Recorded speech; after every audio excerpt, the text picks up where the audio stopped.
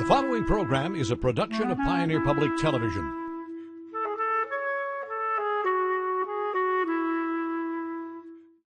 I've never seen anything like it, and I was actually extremely excited that we were looked at for doing a project as unique as this.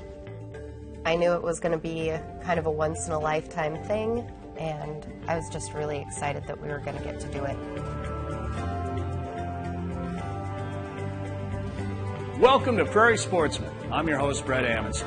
On this episode, we'll see a rare and precious two-headed fawn that was stillborn and then carefully mounted by taxidermy artists who are known for recreating wildlife in their natural state. We'll see the rare and precious coming up on Prairie Sportsman.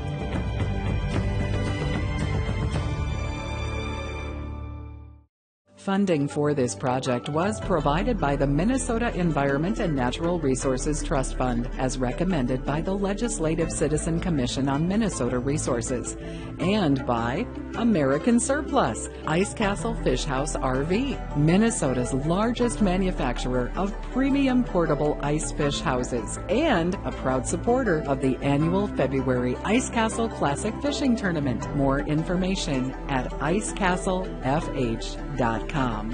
And by Live Wide Open, a regional movement that encourages people to make a great life for themselves in West Central Minnesota. More at livewideopen.com.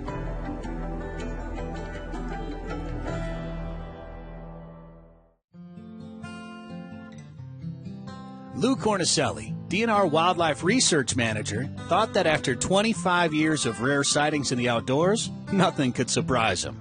Just when you think you've seen everything, something else comes along. An individual was mushroom hunting down in southeastern Minnesota near the town of Freeburg, and he came upon this two-headed fawn that was dead, and he called the local conservation officer. It ended up in a freezer while we tried to figure out what to do with it, because it's about as unique as you can get. When Kevin Sears of Reno, Minnesota found the fawn, it looked like it had just been born. It had been licked off by the female. The umbilical had been chewed off, so the doe had gone through the whole process of getting the fawn ready to stand up. So she probably went through that motion of cleaning it off and nudging it with her nose to get it to stand up.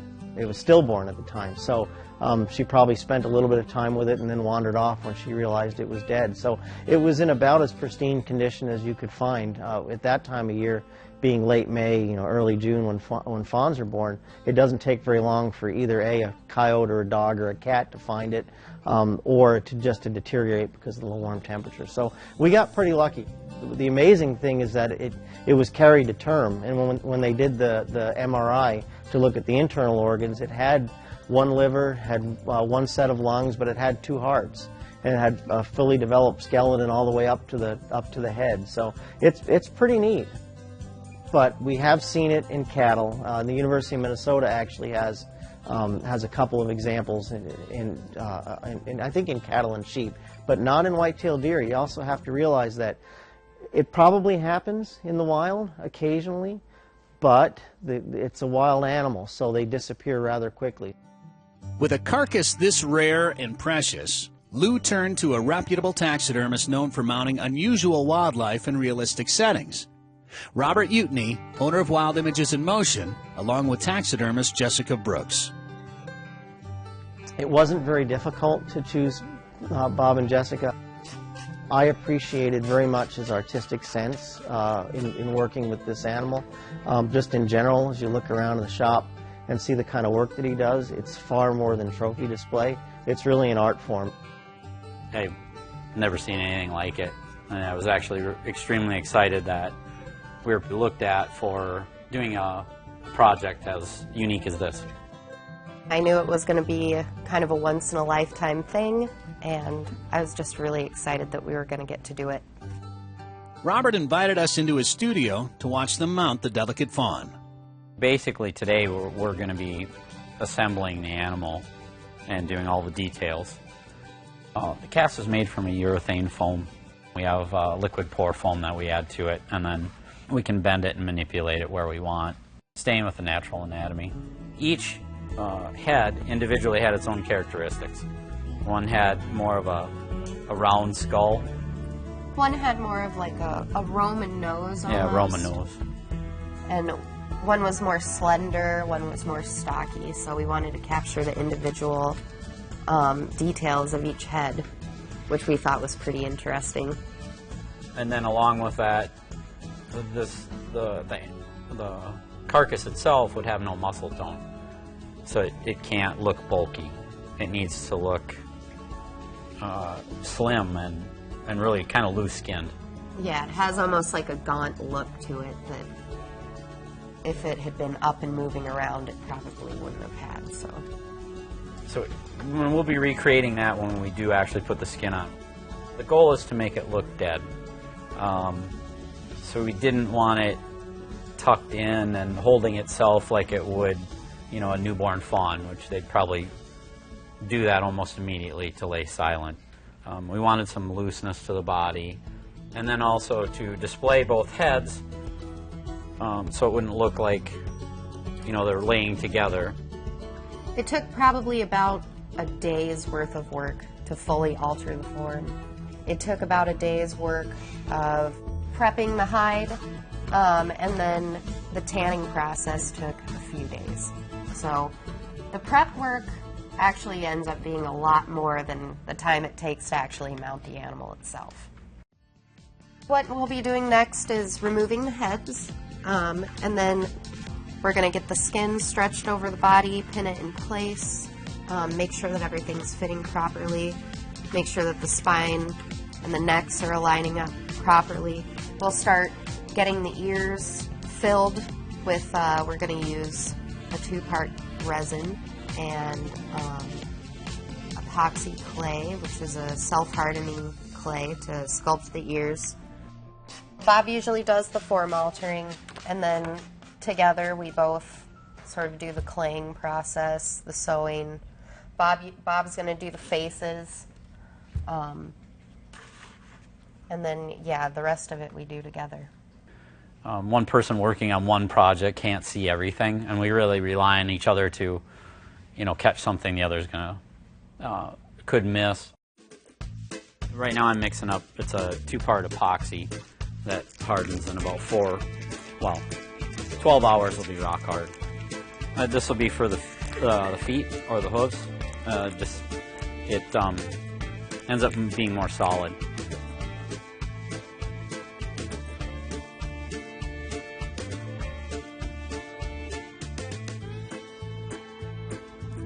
It's a little bit like sculpting.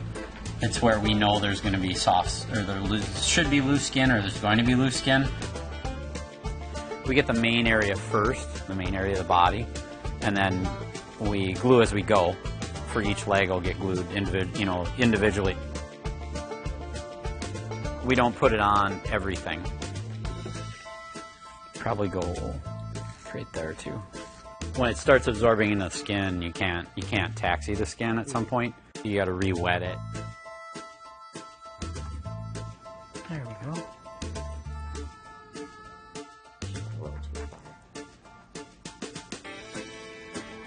We can shorten the leg. Right now we're just in the process of trying to line everything up and make sure we have that lined up before we start sewing too much.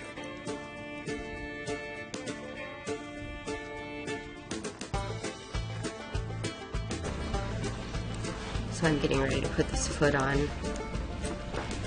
So I fill it with a little bit of epoxy clay, and then I put a little bit more on here so that I can kind of blend the two together.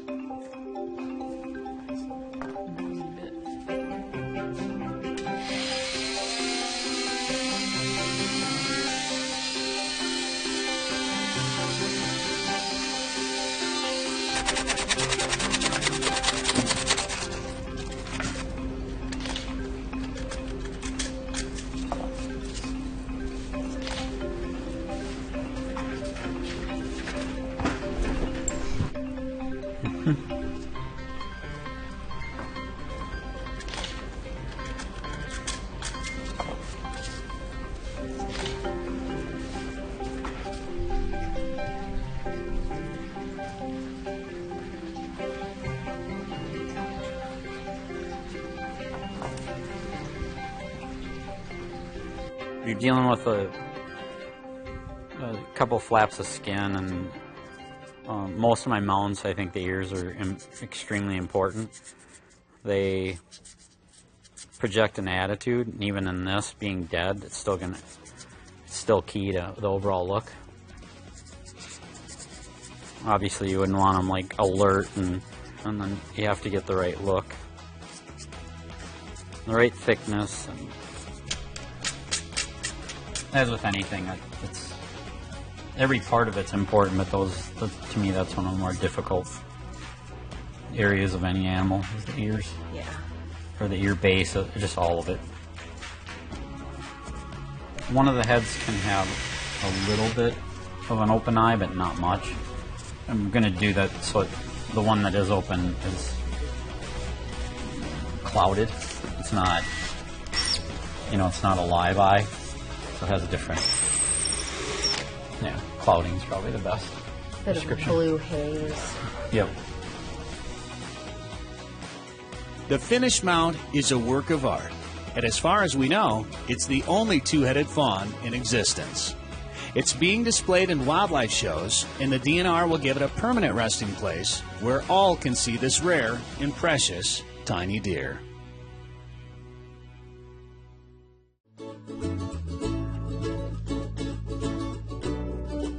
There's a few dams in Minnesota, not very many, that are actually good barriers to stop invasive species such as silver carp, bighead carp, common carp. Most low-head dams do not stop those species, but they stop all kinds of good species. So you have a dam, for example, the one that was here, would stop probably 15, 20 good species from being able to migrate upstream. But the carps are so strong, they're really strong swimmers, they're good jumpers. They're the one species that always seems to make it upstream. So now you have a wetland area maybe upstream that is only accessible to carp. They get up there, there's no competition from other species, and carp tend to explode and have really good reproductive success. And then they're also really good at moving back downstream. So now we have a perfect scenario to actually benefit an invasive species such as carp. The way I look at it, either all fish can get through or no fish. A good barrier, if you're trying to keep fish from moving, is one that no species can get through. So if we have a wetland area that we don't want fish in, for example, it's really good wildlife habitat, if there's a barrier there, it needs to be one that stops everything, especially the carps. Now, if we can't stop all the species from getting through, the carps are going to get through before anything else. Then we want to make sure all species can move through a location. So the dam removals, that I've worked on personally, they've all been partial barriers that were benefiting carp. They weren't actually stopping the carp, they were benefiting them. And there's a lot of misconception about that. I've had a lot of complaints over the year where people are like, you're taking out that dam, it's just going to help the carp.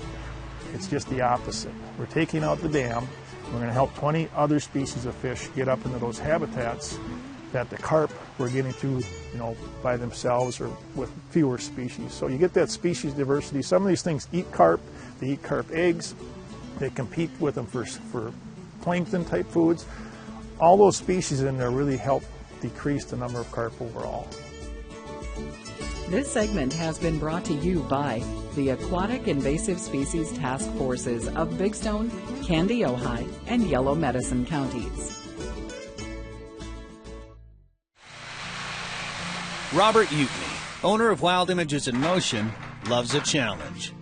The taxidermist was chosen to mount a rare two-headed fawn because the DNR knew he would represent the stillborn deer in its natural state, the way it was found. While the fawn may be Robert's most unusual mount, there are many other fascinating pieces in his collection. He goes beyond the standard trophy mount to bring his subject to life, like a leopard leaping to catch a gazelle. This is one piece I did when I was first starting out. I had an opportunity to do a leopard, and I had free license to do whatever I wanted. My son helped me with some of the welding. There's a metal rod that goes, or metal square stock that goes through the whole thing all the way down. And then the gazelle comes right off the leopard, so for transporting. We had to come up with a balance point to get this to work, this piece to work. And it's been to many shows, and I'm very proud of it because it has a very small footprint for as large and as expansive as the piece is. These ideas we're carrying on to more homegrown projects with white-tailed deer and mule deer. We like to really test the balance points of everything. And that goes with our company name, Wild Images in Motion. It's about motion. I don't know that you see many animals just standing still. For reference, Robert uses photographs and his own experiences in the outdoors. But one of the things in taxidermy is that they never see the whites in the eyes in deer, and they never see the whites in the eyes in anything. And I spent a lot of time in Fort Snelling taking photographs of deer, and I see the whites in the eyes all the time. They have so much expression. So recreating that is the magic. Robert's subjects expanded from whitetails to African safari trophies, his specialty. This is for a good friend and a customer in Des Moines. This is a spotted hyena. I was with him on this safari. The warthog also was on that same trip, and it was in Zimbabwe. It was a really old boar, and he only had one eye. He was just a bruiser. I really spent a lot of time with Safari Club International. That's where I've met most of my customers. Other than that, it's been word of mouth. Internet, it's growing. Robert started doing taxidermy when he was 15, and he studied graphic design. In his early 20s, he started custom painting motorcycle helmets and was in the motorsports industry for 17 years before he went back to taxidermy. I've always had a knack for this, so I decided in my garage to start my own business, and I talked to a friend of mine about it, and I said, well, if I'm going to do it, I'm going to do it right. So I'm in my 7th year. Wild Images in Motion has grown into a large studio and workshop in Savage with several employees. 3 years ago, Jessica Brooks joined the business. Like Robert, she is as much an artist as a taxidermist, and she holds a degree in veterinary technology. That's kind of given me an ability to understand anatomy a lot better in taxidermy, which I don't think a lot of taxidermists have quite as much. I would consider myself more an artist because though anatomy and an understanding of all that anatomy and physiology helps, it's really the art side of putting everything together that turns it into what it is. I've done a couple New Zealand possums. I've done an African wildcat. I've done a few genets, which are a type of African cat as well. Foxes. I've done blue dikers, and then I've also done normal head mounts of African animals. Nilgai are one of my favorite. Whitetails I do like doing. When we visited Wild Images in Motion to watch Robert and Jessica mount a two-headed fawn, we couldn't help but notice a rhinoceros charging behind us. Robert was commissioned to mount the legally hunted rhino. We're actually customizing the form to balance on 2 legs. We want them running, again, that motion thing that I have. And we want them moving, not just static and standing. So we'll be doing some major alterations to the form, and then there'll be some metal fabrication on the base that'll mount. There'll be between 3 and 4 people working on it. We should be able to put the skin on in a couple days. Then it'll take a couple weeks to dry, and then an animal like that, the whole thing gets painted, as the tanning process takes most of the pigments out of the skin. Wild Images in Motion has become a place where artists can practice and develop their skills. Well, I'd like my business to become, and it's already started, really a place for craftspeople to grow and have the ability to work and get paid at a decent salary in something that they love. There's sculpture involved, there's painting involved, there's so many aspects that one thing I believe right now is in the world, craftspeople are starting to diminish, and there's not enough of it going on.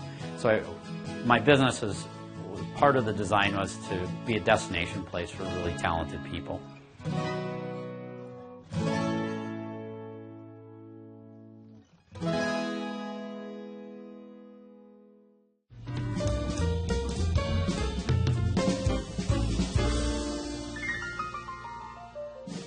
Hey, slide up to the TV Here we go. Catfish on the plate, a little flour action, homemade beer batter, and a deep fryer that's hot. Let's start making something happen here.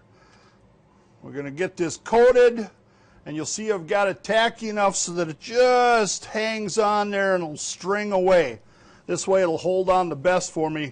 We're making fish tacos today with a cilantro sauce. We're going to get this frying, and then I'm going to show you the cilantro sauce. Now, with this beer batter, eggs, flour, just a pinch of salt. You'll find that I added just a hint of paprika and a touch of baking powder, and voila, away we go. I know that I need about 3 ounces for sure for every taco that I'm going to do.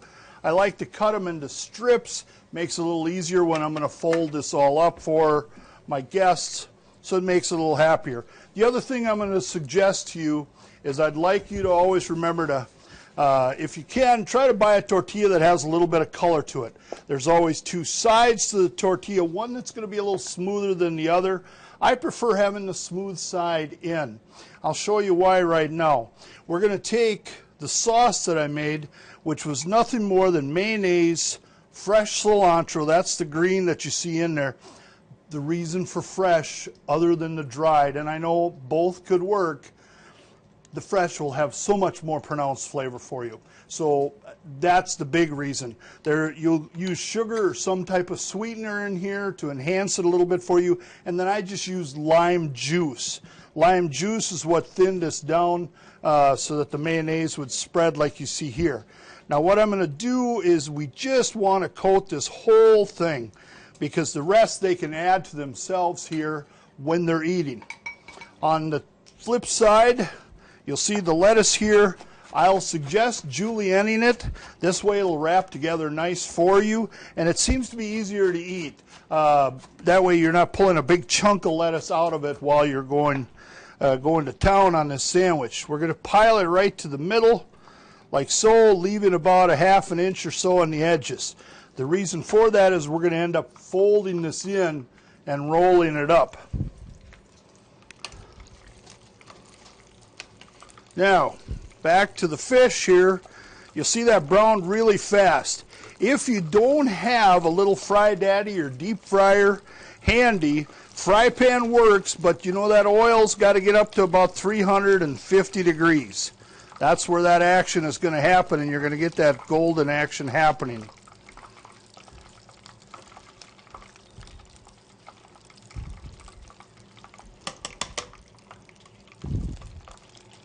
I seem to be having more difficulty there than I wanted.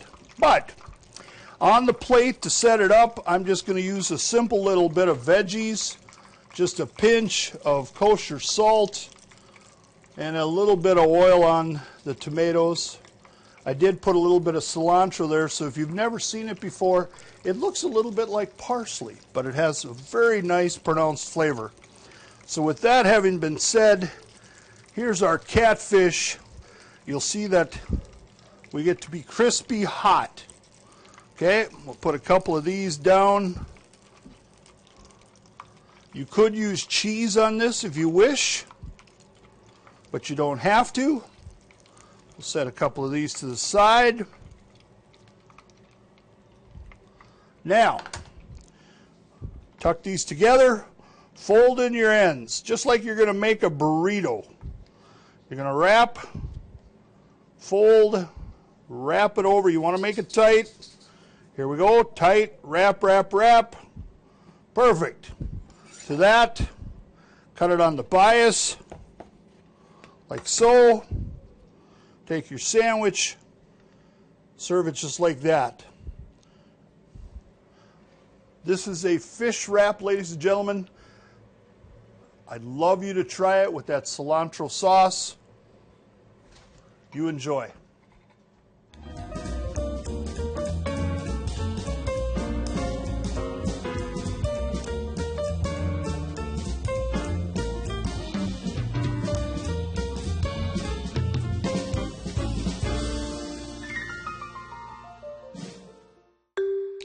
You asked and we listened. I'm Amanda Anderson, Digital Media Specialist for Prairie Sportsman. The Q&A section of each episode is powered by questions from Prairie Sportsman viewers. Question number 1. How would less CRP land affect the region? Kurt Bosick, I'm an area wildlife manager for Minnesota DNR. So CRP is important because it provides an income for farmers that want to rest poor farm ground, and it improves water quality by reducing soil erosion and filtering pesticide runoff. So it's a great option for landowners with highly erodible fields or simply wanting buffers around their wetlands and streams. It also provides habitat for everything from butterflies to deer to pheasants. They use it for nesting, brood rearing, food, security. And then come fall, hunters know they can find pheasants in the CRP. So in short, I'd say less CRP generally leads to more farming on poor ground, dirtier water, less wildlife habitat, fewer pheasants, and fewer hunters. And question number 2. Can zebra mussels move between Marsh Lake and Lac qui Parle Lake through the river? I'm Allison Gamble. I'm the invasive species specialist for the southern region of Minnesota. Adult zebra mussels aren't moving around except when humans help them, so we're concerned about the babies. They are microscopic and can swim, but only very poorly, and can't swim against a river current. They can't get upstream into Marsh Lake or the Pomme de Terre because the rivers flow the other way. Thanks for asking. Email questions to prairiesportsman@pioneer.org or use hashtag AskPS on Facebook and Twitter, and visit our blog for more Q&A. Thanks for tuning in to Prairie Sportsman, and be sure to get outdoors this week.